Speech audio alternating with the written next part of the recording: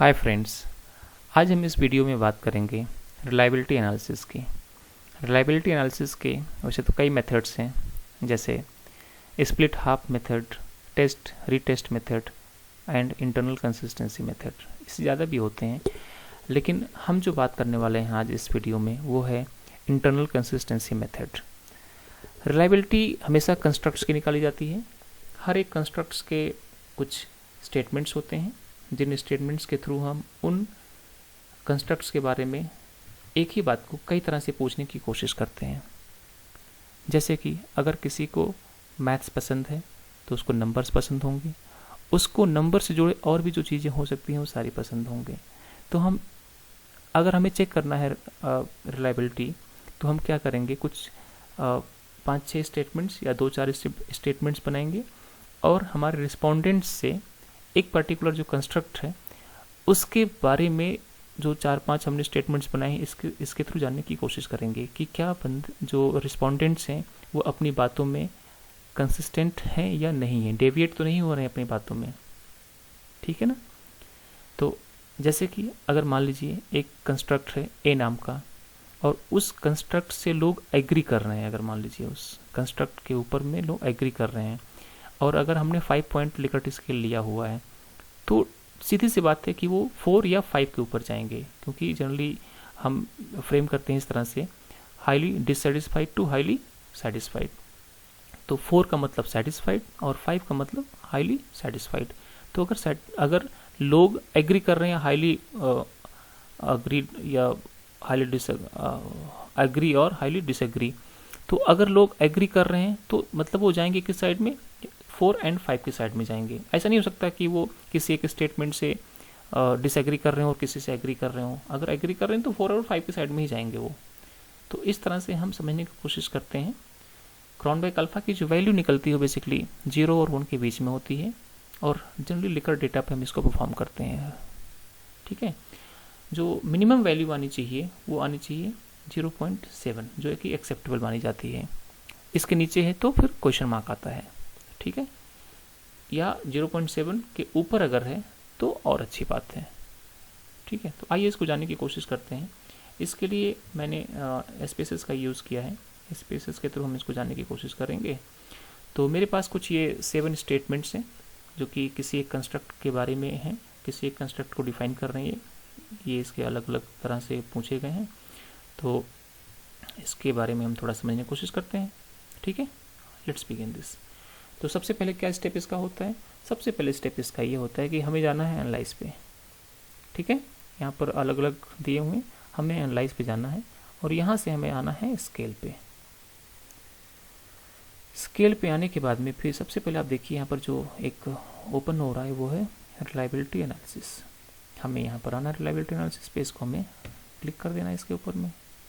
और देखिए इसमें पहले से ही मैंने कुछ सिलेक्ट कर रहे हैं तो इसको मैं डिसेलेक्ट करता हूँ और फिर इसको हम एक एक करके परफॉर्म करने की कोशिश करते हैं। ठीक है। तो मैंने सारे स्टेटमेंट्स को एक साइड में ला लिए हैं। अभी टोटल कितने हैं, 1 2 3 4 5 6 एंड 7। ठीक है। तो मैं एक काम करता हूँ, सारे स्टेटमेंट्स को मैं राइट साइड के बॉक्स में ट्रांसफ़र कर लेता हूँ। ठीक है। जितने भी आइटम्स इनको हम यहाँ ला लिए हमने। ठीक है। इससे आप यहाँ ला सकते हैं और वापस इसी से आप देखेंगे तो यहाँ आ जाएंगे।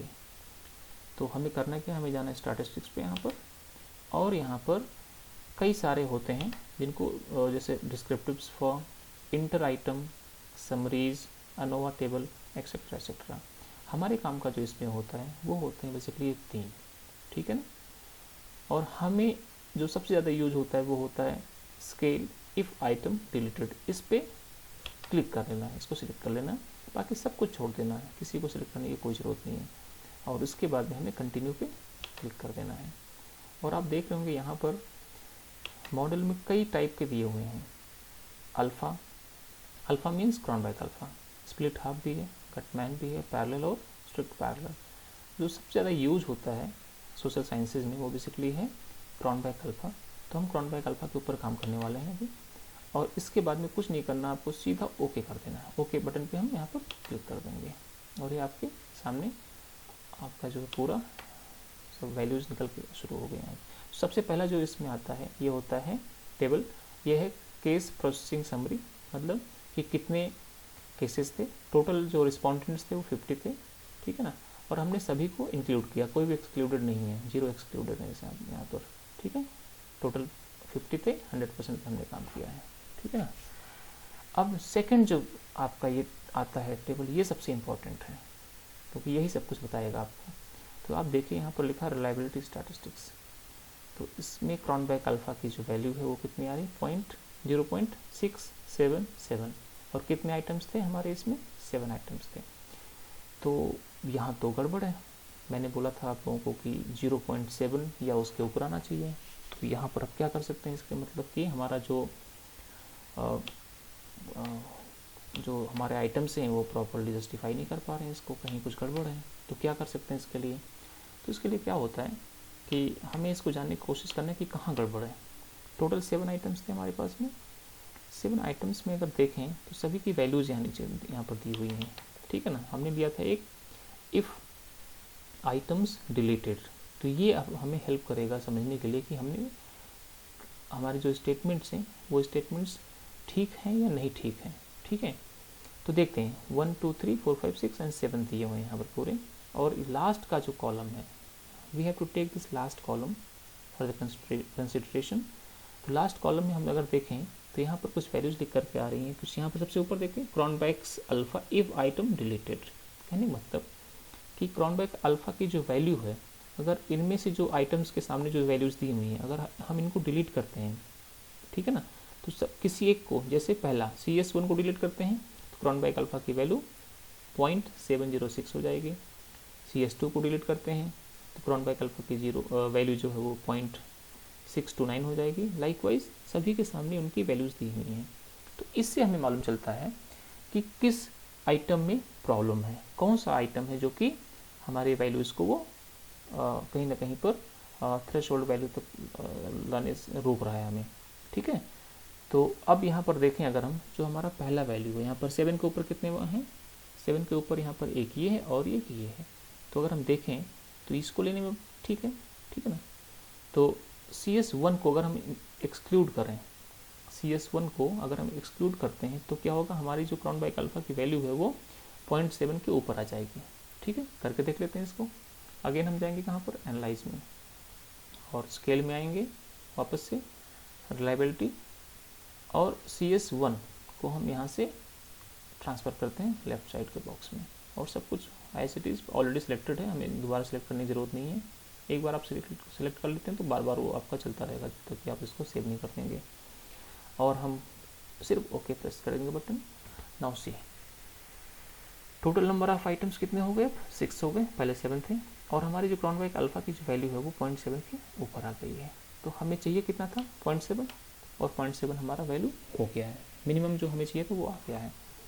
अब वापस से अगर देखें, अगर आपको लगता है कि आपके पास सफिशिएंट आइटम्स हैं या स्टेटमेंट्स हैं, और फिर भी आपको, और इसके बाद आपको यहाँ दिख रहा है कि कुछ और सजेशंस आपको यहाँ मिल रहे हैं कि अगर आप इनमें से किसी और को सिलेक्ट करते हैं, मतलब जैसे यहाँ देखें अगर आप CS5 में है कि अगर आपने CS5 को हटाया तो आपकी क्रॉनबैक अल्फा की जो वैल्यू है वो 0.738 हो जाएगी 0.706 से।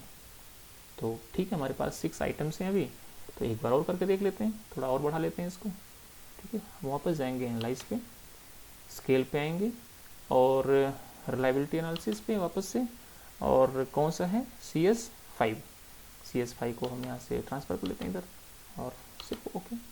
नाउ सी द मैजिक, आपका जो क्रॉनबैक अल्फा की जो वैल्यू है वो कितनी आ गई है, 0.738, नंबर ऑफ आइटम्स 5। तो अब तो बेहतर हो गया है, ठीक है। अब बेहतर हो गया है तो फिर वैसे आप देखें तो अभी यहाँ पर इससे बेहतर भी दिख रहा है आपको, लेकिन ये अभी आपके ऊपर है कि आपको कितना ले जाना है, 0.7 के ऊपर कितना जाना है, 0.8 के ऊपर जाना है। तो 0.8 के ऊपर तो यहाँ पर कहीं भी कोई वैल्यू दिखा नहीं रहा अभी आपको, तो 0.7 के ऊपर तो ऑलरेडी आप हैं, तो बहुत ज़्यादा आइटम्स डिलीट करने का भी कोई सेंस नहीं बन रहा है यहाँ पर, क्योंकि ऑलरेडी आप 0.7 के ऊपर तो ही हैं। तो इस तरह से आप देखें तो आप रिपोर्ट कर सकते हैं कि आपने अगर फर्स्ट और फिफ्थ आइटम्स को अगर आपने हटाया, एक्सक्लूड किया, जो कि इम्पैक्ट कर रहे थे कहीं ना कहीं आपके क्रॉनबैक अल्फा को, तो आपकी जो क्रॉनबैक अल्फा की जो वैल्यू है वो 0.738 आ गई है, जो कि ननली ने जो 1978 में जो पब्लिश किया था उसके अकॉर्डिंग सेटिस्फाई हो रहा कंडीशन, 0.7 के ऊपर होना चाहिए, वो है। ठीक है, तो आई होप आपको कुछ हेल्प होगा इस वीडियो से। Thank you so much.